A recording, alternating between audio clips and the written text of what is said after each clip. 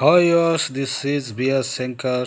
Now we discuss about the viscosity due to the transport phenomenon. So here, the liquids and gases which are called fluids have viscosity. The virtue property of the gas is defined as the tangential force between two successive layers which oppose the motion of the layers. So now the coefficient of viscosity, we derive the expression for coefficient of viscosity by using transport phenomena. Let us the gas be moving in the positive x direction on a solid horizontal surface Yx. Just as for liquid in contact with the surface, the flow velocity of the gas in contact with the surface Yx will be zero and will be gradually increasing as we move along Oy in the upward direction away from Yx. Here we are assuming that the gas molecules and the gas are moving under a steady state flow. So the gas that is moving in a steady state flow may be considered to be consisting of many parallel layers parallel to the fixed surface Ox.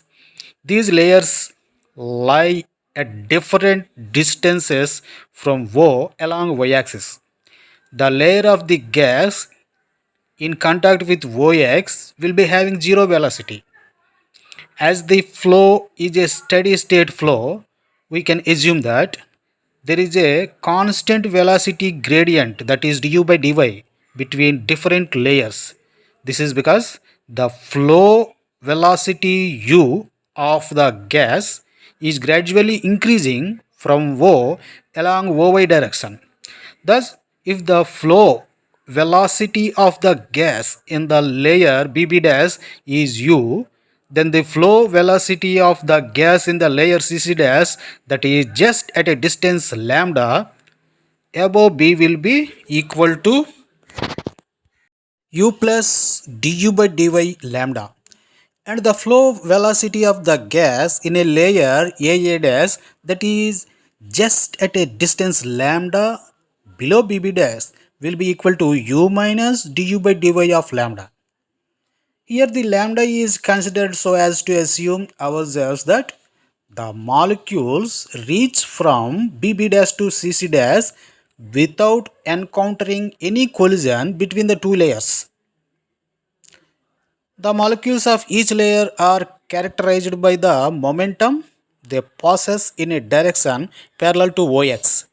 The difference in the flow velocities between adjacent layers will give rise to a tangential force between the layers that opposes the motion. This retarding force is called the viscous force and the resulting property as viscosity. This property is common to gases and liquids, which are also called fluids.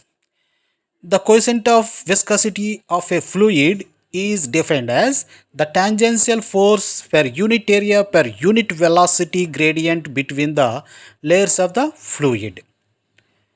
Newton showed that this viscous force is directly proportional to the surface area A and the velocity gradient du by dy, that is F equal to minus eta A du by dy.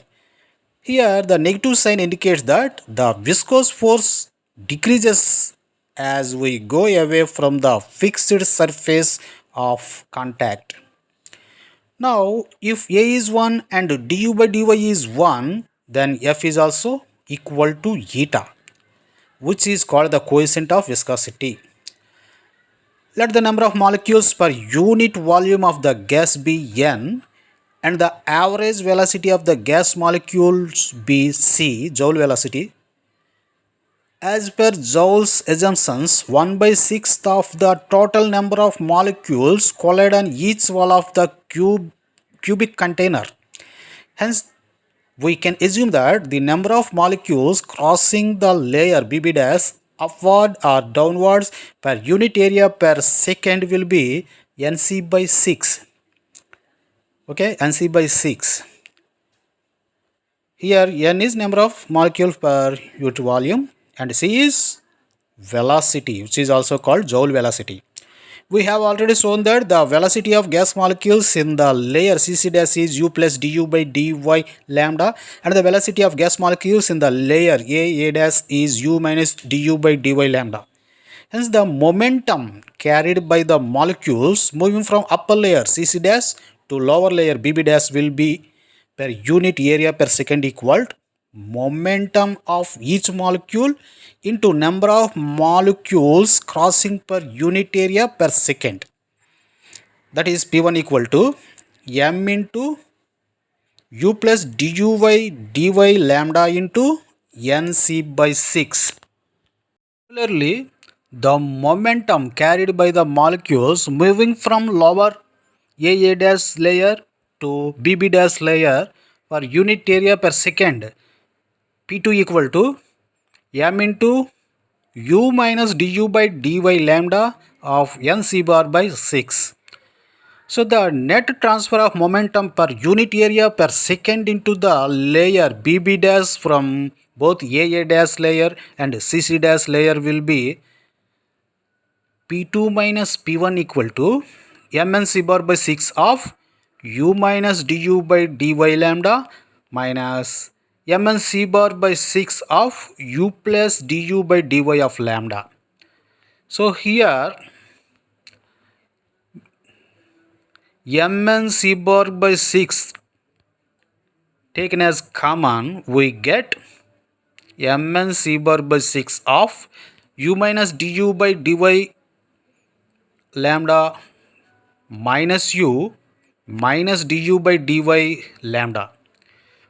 So u minus u are cancelled each other, and we got mnc bar by 6 of minus 2 du by dy lambda. So finally we got P2 minus P1 equal to minus 1/3 mnc bar of du by dy lambda. The change in momentum per second equals the force, and hence above equation represents the tangential force acting per unit area. In other words, the viscous force per unit area, that is equal to minus 1 by 3 mnc bar of du by dy lambda in positive z axis direction. So F equal to minus eta A du by dy and eta equal to minus F by A du by dy. Okay, subject the eta, then we got eta equal to minus F by A du by dy. Hence the viscous force per unit area per unit velocity gradient will be equal to 1/3 mnc bar lambda. By definition, this is equal to the coefficient of viscosity eta. Therefore, the coefficient of viscosity of the gas eta is 1/3 mn c bar lambda. That equal to 1/3 rho c bar lambda, where rho is the mn, the density of the gas.